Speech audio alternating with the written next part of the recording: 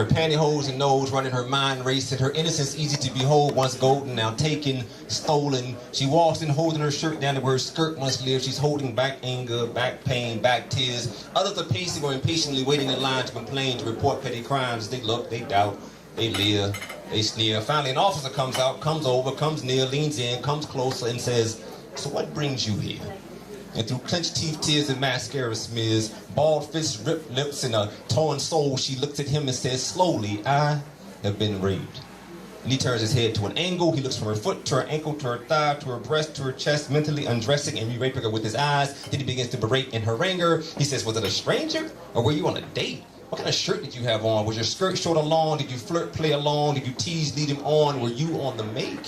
Oh, this is just due diligence. Make no mistakes, miss. I'm not saying you're at fault. I'm just trying to figure out if this was a legitimate rape." And then her mind begins to debate. What in truth constitutes legitimate rape? Is it housewives with fire and daggers in their eyes, faking it and taking it whether they want to or not, their entire married lives because that's what their moms did?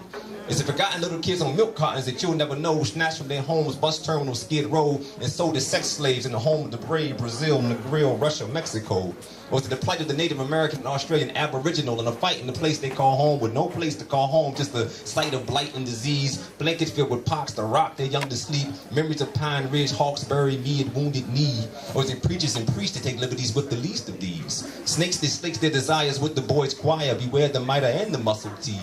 Or at least it must be the oppression and suppression of Africa's voices, resources, identity. Could it be building a nation with forced slavery, what the French did to the Haitians in 1783, what the Germans did to the Jews, what financial institutions do daily to me and you, what pharmaceutical companies doing to the world's youth, what Monsanto is doing to the world's food? Don't misconstrue or get it confused. Is this not in truth what legitimate rape constitutes? Well, maybe. But could it not also be a woman walking home alone, not conscious of what she's got on her back, thinking she has the right to wear what she likes without being attacked when she was a knife through her throat and her skull being cracked? Is it rape if she said no, fought, and cursed the act? Is it still rape if she said no but thought not to make it worse so she didn't fight back? Is it rape if she screamed in a way deemed to raise the alarm? Is it still rape if she spoke softly in an effort to keep him off, she spoke very calm? Is it rape if she said no and kicked trying to harm him? Is it still rape if she said no, but since I can't stop you, please, just wear a condom? So she's looking at the officer with whom she's lodging her complaint. His eyes are darting, trying to figure out what it is and what it ain't. That's when she grabs his face in full attention, pulls him in close to ensure that he's listening and says, "Let me be frank. My rape does not become legitimate when you say so. My rape became legitimate when I said no."